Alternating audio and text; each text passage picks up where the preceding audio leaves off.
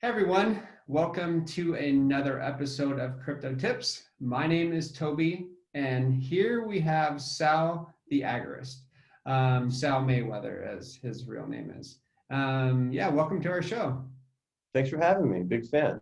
Yeah, great. Yeah, me too.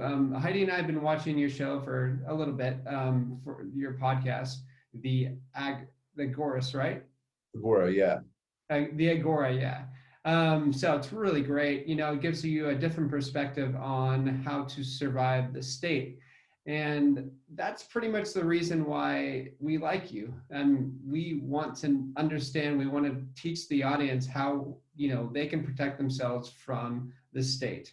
And, being in Bitcoin and other cryptocurrencies, I think it's really important for people to know like why this space exists, like one of the main reasons why this place exists. Right, yeah. So with that said, let's get into this. For the audience, that might not know what agorism is, what is it? Agorism is really just, it's sort of synonymous with the term counter economics. It's the idea, it's sort of, agorism is a peaceful revolution using economics, right? The agora, our goal, the goal of agorist is just to achieve the absence of politics.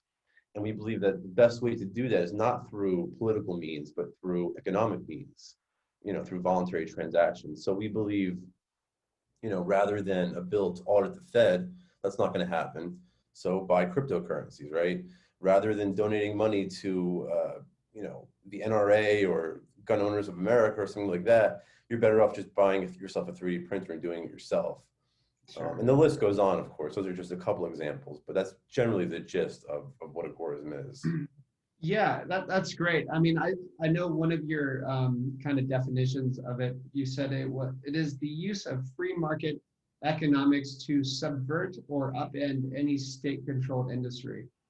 I really like that. So let's get into counter economics. What is that? Oof.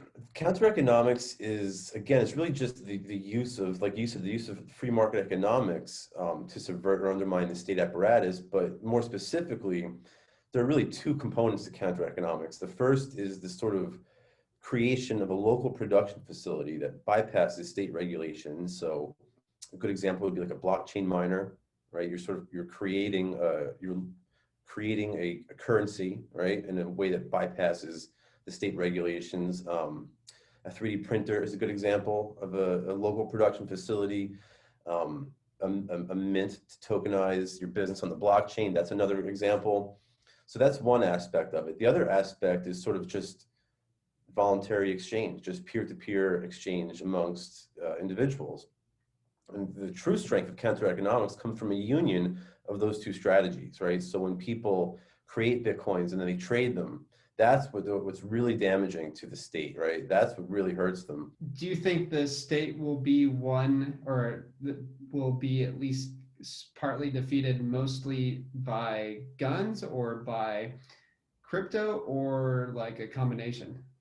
I think all of it, or I think that counter economics in general is what's going to sort of win the day. Eventually, all this pressure will be brought to bear on the state. There's a great book by J. Neil Schulman called Alongside Night, where him and Sam Konkin, the two founders of Agorism, they wrote this fictional novel about the collapse of the state based on the Agorist revolution. So that's a really great story illustrating the Agorist revolution. If anybody's interested in learning more about it, that's the book they should read. But overall, I think that at the end of the day, the pressure will be too great for them, and it'll be a result of all of the counter economic activity. A good example of this happening in real life would be Gandhi. I don't know if you're familiar with Gandhi's story and the whole idea, the concept of satyagraha, but essentially the British, were they'd colonized they colonized India, and they were extorting wealth from their colonies. Well, Gandhi had the idea of, rather than paying the salt tax, which is where the British were getting their money from, well, hey, look, we'll just go into the ocean and get salt ourselves. And, of course, they had the salt march and so on and so forth. But that's what forced the British out of India. That's what got the Indians, some semblance of freedom. Of course, the Indians, this is a pre-Rothbardian era. As soon as the British got out, they just instituted a new state, which was of course a mistake. We see a lot of problems with Modi and stuff like that, but they're not under British colonial rule anymore, and that's a product of counter economics. There's probably so many different ways that, because I'm so focused, Heidi and I are so focused on crypto right now. It's Right. like we're like kind of we're streamlined on that, whereas there's probably so many different areas that people can defeat the state.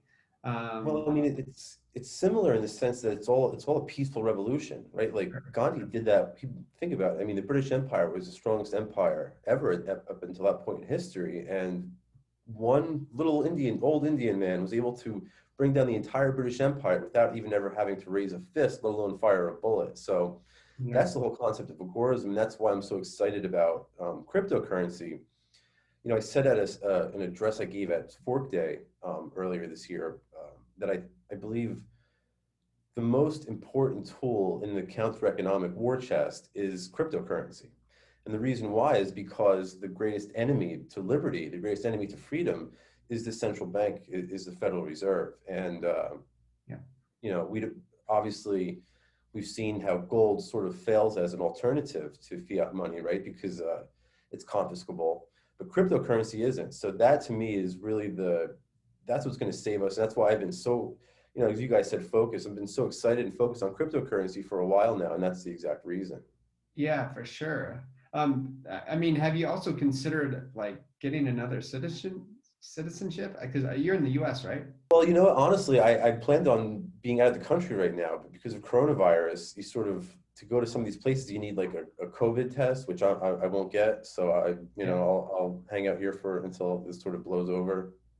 Yeah, I mean that's an interesting one. Like, because I see governments just cracking down on pretty much everything, including like, I mean, they're coming out with all these tracker apps, all of these, the Great Reset, that Strauss, the head of the World Economic Forum, guy was saying, he wants just to change everything. So, I mean, to their, ideal. So with that said, I mean, like, how much time do we have? Well, that's the interesting thing. That's the interesting thing about economics, right? Economics tells us what's going to happen. It doesn't tell us when those things are going to happen. Yeah, If it did, we'd all be very talented investors and we'd all be super rich, right? sure. That's the whole key. That's what separates, the economists, the academic economists from, the Peter Schiffs of the world or something like that. It's the ability to make those calls on timing. I go back to the whole concept of the Austrian business cycle theory. We know that the sort of game of musical chairs, eventually the music will stop. We just don't know when. What event sets that off? Only God knows. I think, in my opinion, it'll sort of be an international event that's going to sort of be the pin that pricks the Fed's bubble. It could be, a hot war. It could be a diplomatic tension. Who knows? But there'll be some sort of international event, I think, that's going to prick this bubble. And when that bursts, I think a lot of the smaller emerging markets that use USD as a sort of reserve currency, they're going to go down. They're going to go down with us. So I think it's not just the U.S. I think it's a larger global problem. Do you see that in the next couple of years? Again, I hate to make calls on timing because in 2010 we all thought that it was right around the corner. In 2013, 14, we were sure it was right around the corner. Sure. And by the time Bitcoin hit all-time highs, in a sense, we were vindicated, right, by that all-time high. Because really, if you look at the price of cryptocurrency, it's just a measure of the collapse of fiat currency. So, Yeah. also, if you look at the devaluation of the dollar, or you can use the money supply as another metric, it's already come to fruition, right? We're living in the collapse now. Yeah. I did an episode of the Agora back in March or April where I called it. I said the collapse is now, the collapse is here. And I do believe that sort of did occur in the spring. I'm not sure we really feel the full effects of it because the Fed's been pumping up the market, and there's this sort of artificial stimulus. I don't even like to use the word stimulus, but You know, they've Yeah. sort of shot more dope into the junkie's arm, so the drug addict feels more alive, and that's sort of where we are right now. But eventually, we're going to lose that high. We're going to come back down to reality. Yeah, I mean, the population is going to feel the effects as well. I mean, I mean, what is it? 52 million, 50 million people are unemployed now, probably more, that even signed up for unemployment. So, I mean, there is definitely an economic collapse worse than the 1930s. So, I mean, when people get that poor, they're going to be desperate and they're going to be wanting to do anything to keep their families or food on the table. So, I mean, is that their plan to go ahead and, starve these people so that they're begging government for help so that they can do whatever they want? Um, yeah, what are your thoughts on that? I don't think that that's part of their plan or it isn't part of their plan. I think that we're sort of just pawns on their chessboard. What happens to people like us, they don't care. It's not even relevant as far as their considerations go. They don't factor in our welfare into their plans whatsoever. I think what they're trying to do is they're sort of sacrificing the economy to save the market because that's where the political will tends to be right now, right? People want to see the green lines on the chart. They don't really care about the jobs numbers or unemployment. You know, like you said, unemployment's at record numbers, but people are also consuming at record numbers. That doesn't make Right. a lot of sense. You know, that's sort of the logic is sort of backwards there. And the only way that's possible is through the artificial stimulation, through the devaluation of the currency. So, um, yeah, no, I don't, like, again, I don't think it's very easy to time these things, but I don't think they care about us. And I think that, if individuals want to protect themselves, they better be holding some sort of sound currency. If they're not into cryptocurrency, you better be holding gold or silver. I like small denominational silver and crypto for this sort of thing, because I think it's going to be the most useful in a sort of shit, it's the fan scenario. I don't know if I can curse on the show, but Sure. Okay. Yeah, I hope so. I hope more and more. I mean, that's pretty much the reason why we have this show to teach people like there's an alternative to fiat. So, yeah, hopefully, because I mean, for what I see, I see them like really rushing this out. I mean, I'm even getting friends calling me up and like, hey, what's going on? Like yeah, maybe you're right about what you've been saying for the last 10 years. And yeah, I'm just like, yeah, well, I mean, he had you 10 know, years to prepare. Like, right, exactly. Um, the analogy that I like to give people is like, I don't know if you remember when you were like a kid and you go on a skateboard, you go downhill, you're riding on a skateboard downhill, but eventually as you pick up speed and you get faster and faster, that skateboard starts to wobble and it starts to shake. And eventually you fall off that skateboard. That's sort of the position that the Federal Reserve is in right now. The angular momentum is starting to pick up and that skateboard is starting to shake and they're hanging on for dear life. But eventually, the rider will fall off that skateboard and they're gonna bruise their knees pretty bad. I don't want to be that guy. I don't want to have the raspberry on my knee. So that's why I'm, holding, like I said, gold and silver, a basket of cryptocurrencies. Another good thing I recommend for people to hold is emerging market currency. And they have to be pretty choosy as to which markets you're picking from. But anything you can do to protect yourself, I think that they should do. okay. So, I mean, you're just like, okay, so the US dollar and pretty much the basket that it's tied to, or like that you're bearish on, or what do you? Oh yeah, yeah. All fiat currencies collapse. They all end in collapse. Historically speaking, there's never been a fiat currency that survived, and that'll be the case with the U.S. dollar. We're sort of living through the end of it now, and after Nixon closed the gold window, unfortunately, the time that you and I are living in happens to be this sort of fiat collapse. And I am confident that the next generation, or maybe the generation after that, will live through a sound monetary system. And that is really the whole key. People don't understand how much that affects the whole socio-political arena. It's not just in terms of the price of Bitcoin or the price of dollars or real estate or unemployment. It's very, very much deeper than that. It's very much so ingrained in the culture. Hans Hoppe, an economist I'm a big fan of, spoke a lot about time preference. And when the Fed devalues the currency, it artificially raises the time preference of individuals, which makes them less likely to plan for the future and to care about the future. It makes them prefer immediate consumption over delaying consumption for future times. So that sort of leads to a lot of this, and I'm not like a right-wing guy or anything like that, but this does lead to sort of the cultural degeneracy that we see in society. Yeah. And a lot of these problems get tied back to the Fed, not just culture, but all sorts of things. Now, I know that central banks are coming out with their own digital currencies. Yeah. Um, is that going to buy them time, or what are your thoughts on that? No, I think it's a scam, is what it is. I mean, a lot of times in crypto, you hear the accusation leveled at people that they're a scammer or that that coin is a scam or something like that. Well, there's no bigger scam. There's no bigger shitcoin than the USD. And if they come up with a digital dollar, I mean, that's at that point, that's just the setup. Uh, what I think is going on here is when they print this money, what they can't have with this newly created money, they can't have you stick it underneath your mattress. They don't want you to save it. They don't want you to buy gold or Bitcoin. That defeats the purpose of printing the money at that point. They need us out there spending it at retail stores and consuming and so on and so forth. One way they can do this by issuing this digital dollar, because now they could say, you get a little notification on your phone, says you received X amount of money, but guess what? You can only spend it here, here, and here, right? You can only spend it at retail stores. If you go to the movies, right, or a restaurant, you can't spend it at the gun store. You can't spend it to buy gold or silver or 3D prints or anything like that. So it's a way of controlling the purchases and to ensure that this newly created money gets funneled into areas of the economy where they want to blow up bubbles. Of course, this will correlate with areas of the economy to which they've received donations from too, which is to be expected.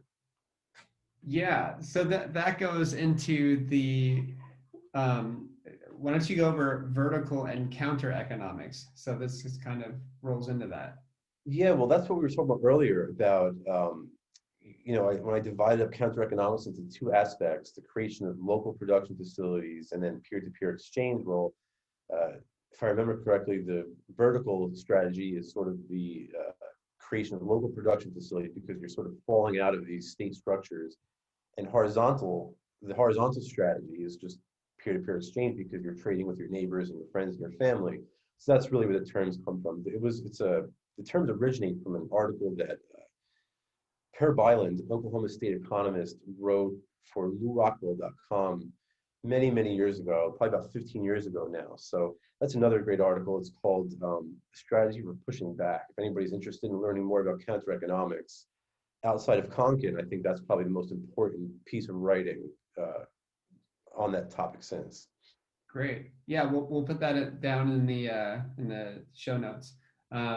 That's great. So that pretty much opens the door to, if central banks are creating currencies to only buy certain things, man, the black market's going to be amazing. Exactly. Yeah. My gosh. That's why I'm betting on the sort of decentralizing aspect of economics, this sort of agorism, right? Because that's what agorism is. It's based on the philosophy of decentralization and individual empowerment. And that's why it's another reason I'm so bullish on cryptocurrencies. We saw just by them oppressing the drug market and prohibiting the use of drugs, we saw what was possible with the Silk Road, right? With Ross Ulbricht and the Silk Road, by using a currency like Bitcoin that is peer-to-peer. It doesn't require this sort of third-party verification. Imagine when we sort of amplify that to not include just the drug market, but all sorts of markets. That's what I think will give Bitcoin the utility, the use value that'll bootstrap it, it'll bootstrap demand worldwide and globally, which will eventually allow it to become money. Carl Menger, one of my favorite economists, spoke about how the money's origins and how it's originally created, and he said it has to have some sort of utility that makes everybody want it. Right? Gold's utility was that it was wanted for decorative purposes. Everyone wanted to hold gold because it was used as decoration or jewelry. And eventually, because everyone wanted it, and it was also such a saleable commodity, that it became used as money. Well, I think the same thing is going to happen with Bitcoin because states will become so oppressive that people will need this peer-to-peer currency. And everybody in the world is going to want it because of that reason. And, it has this high saleability. So that's why I foresee it becoming global money. Yeah. Um, Now, with that said, do you think people will be using a kind of like a basket of currencies like Monero and Bitcoin and Ether and Dash or whatever? No, I don't. I don't. I think eventually, and again, frankly, I'm not smart enough to figure these things out on my own. But the economist Ludwig von Mises is, right. And one of the things Mises writes about this is that he says that the market will eventually narrow itself down to only using the most saleable commodity as money. And then, we can go into what is the most saleable commodity. And Carl Menger gives us a list of criteria to consider in that little booklet, Origins of Money. He speaks about what makes commodities more or less saleable. Um, and what, just as a little aside, one of the things that he says is that one aspect of saleability is a commodity's susceptibility to political censorship. And we see, I don't know if you saw that article just a week or two ago about the guy in India who actually had to hide gold up his ass from the tax Yeah, authorities. those Had, things. yeah, yeah, I know. That Gee, must have hurt. But anyway, yeah, then we saw Europac Bank, Peter Schiff's full reserve bank, they started to feel a little bit of pressure from tax authorities. So that's just another example of what Menger was talking about when he writes about the temporal saleability being a limiting factor to a commodity. Cryptocurrency is not limited in this sense, right? It's not confiscable. This is why I'm so bullish on it. I don't think that you're going to see a basket of commodities or multiple commodities existing alongside one another. Given enough time, the market will sort of shake out those commodities based on what is and isn't more or less saleable. okay, so there pretty much will be a global, hope possibly a global reserve cryptocurrency or Bitcoin. Yeah, I'm not sure that the term reserve is appropriate though, because reserve sort of implies that there's going to be some state to hold those reserves. Hmm. Okay. My hope is that this Bitcoin and cryptocurrencies disintermediate states entirely, so that the only reserves we're speaking about are the reserves that you or I hold personally. Yeah. No. Okay. Yeah. Interesting. All right. But yeah, essentially, yeah. I do believe that that will be the that will be the commodity that gets used as money. So, do you think governments know this is going to possibly happen to them? You know, I, I used to think that they do, because I don't think anybody's too dumb to see the writing on the wall. Even Alan Greenspan was a student of Ayn Rand, and a lot of the things him and Ben Bernanke, even Jerome Powell, a lot of these guys, they were sort of libertarianish before they became head of the Fed. So it's hard for me to believe that they don't see any of this coming whatsoever. But when you look at their actions, it's just either they're completely incompetent or they're evil. Um, in either one of those cases, you and I, the little guy, we end up losing out. Well, or maybe they just can't admit it. Yeah, that's another thing. At the end of the day, I think they just want to. They're what they're doing is based on where the political will is, right? Again, like I think that they're sacrificing the economy to save the market. They just want to pump up the market so that these politicians can keep getting reelected and reelected. That's why you see Obama and Trump begging these Federal Reserve chairmen, these crooks, for more stimulus, more of our money, because they know that pumping up the market will increase their chances of winning election. Eventually, like I said, the game of musical chairs will stop. As long as they're not the president when the music ends, they don't care. Right? All they care about is their legacy, how they're written about in the history books. That's what's important to them. Unfortunately, though, I don't think that the history books will look kindly on any politician who calls for more stimulus. They're just thinking short term. So, pretty much, regardless of what happens, they're going to just keep printing. Yeah, no doubt, no doubt. They have to. They have to. I Yeah. mean, we all know someone, unfortunately, who's struggled with drug addiction, right? So everybody listening right now probably knows somebody out there who's dealt with drug addiction. That's exactly what the Federal Reserve is going through right now. This is an example I borrowed from Peter Schiff, is that it's sort of the Fed is sort of like a junkie, right? And as the economy starts to slag and get down, They just come in with a shot in the arm, and then, all of a sudden the junkie picks back up. But eventually, the choice is you have to stop using drugs, right? Eventually, to get healthy, you have to get off of the junk. And the only way to do that is you have to go through this painful process of withdrawals. That withdrawal, in this analogy, would be like a very deep recession or a depression. It sucks, it's painful, it's terrible, it hurts. But once you come out of it, once you come out on the other side, it's a much healthier economy, right? You're able to, you sort of liquidate that malinvestment, and you sort of burn the forest down and you allow for new growth. Um, I don't think they're going to allow that to happen, though. Like you said, I think they're going to print forever because it's about political will. They think it'll collapse, yeah, but it's not going to collapse on my watch. Let's just print a little bit more, print a little bit more. Whoever the president is, when this whole house of cards does implode, man, I feel bad for that person because the history books are going to write everything negative that they could think about this person. But it really isn't their fault, right? It's really the Ben Bernake's and the Greenspans and the George Bushes and the Donald Trumps of the world. That's whose fault it is. Yeah. Yeah, it's going to be interesting. I mean, like, there's so much debt out there that when that thing collapses, I mean, what is it going to look like?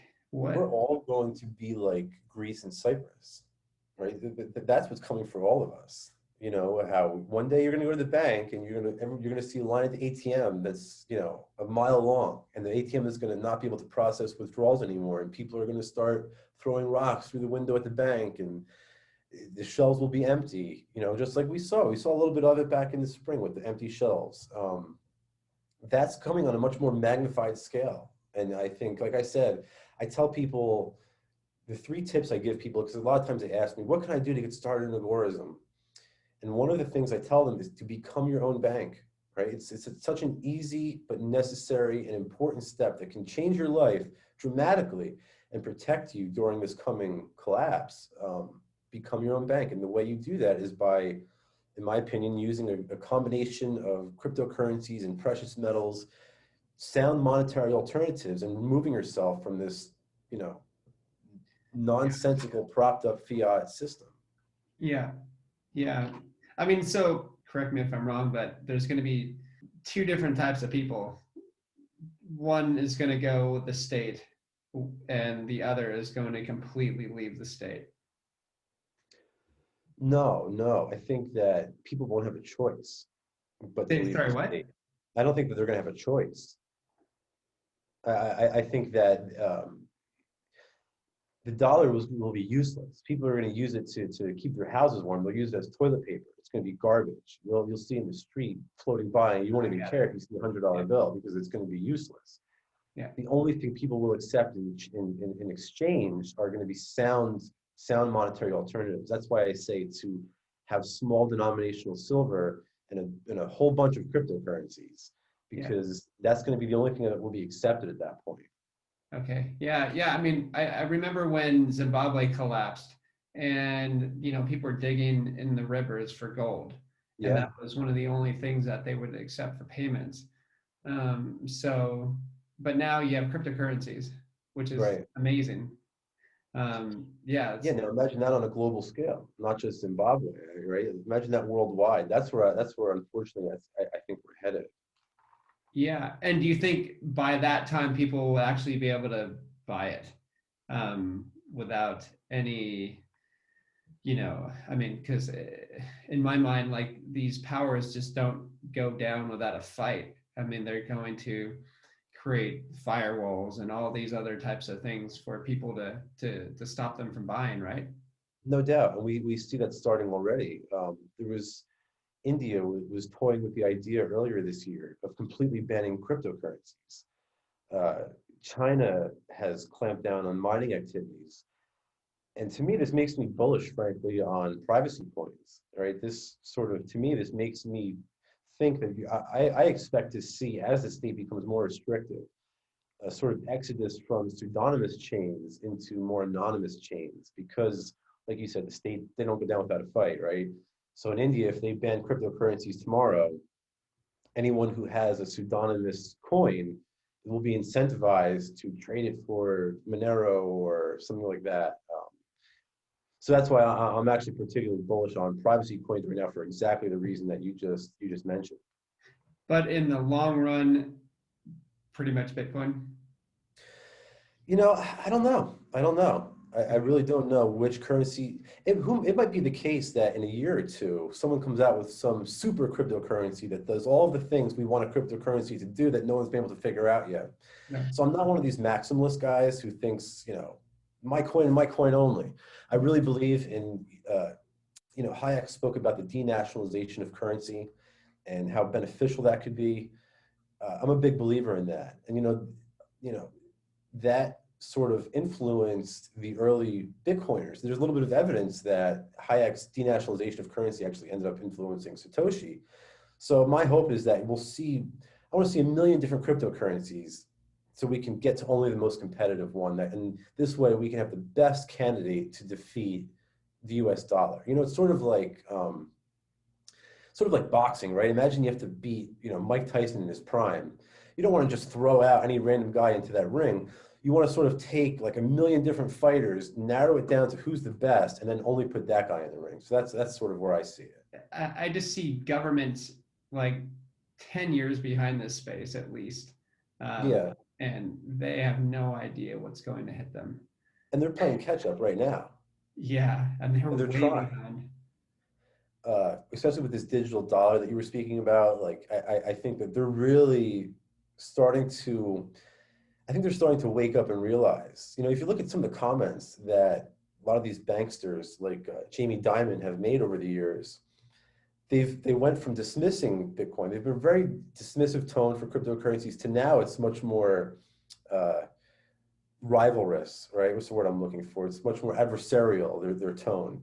So they've switched gears, and I think that's because they realize, hey, now we're really in some hot water. Yeah, As they devalue the currency more and more, and they see the price of cryptocurrency rise, and I mean, what's it today? It's almost $12,000, the price of one of their shit coins. I mean, yeah. who ever thought 5 years ago? I mean, we all knew it was going to blow up, but we didn't know it was going to blow up like this. It's crazy how fast people are catching on to this. Like just more and more. I mean, the price, everybody like, oh, just focus on the price and how much they can buy. Well, the price actually brings in more people because Right, that's what kind of creates the awakening, you know. right, yeah, So that, I mean, I just see it as going, once it passes 20 or whatever, then the right. mainstream media is going to be forced to, admit, hey, look at Bitcoins and, 22,000. Wow, it's crazy. I think price action is super important.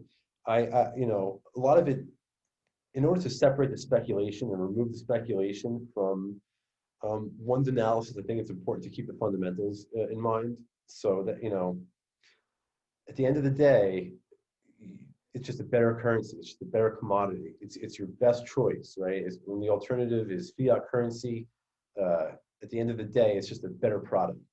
And that's really what counter economics is all about. It's about providing a better product Yeah, than what the state, lets you have. yeah, yeah, definitely. Well, well, thanks, Sal. I really appreciate this.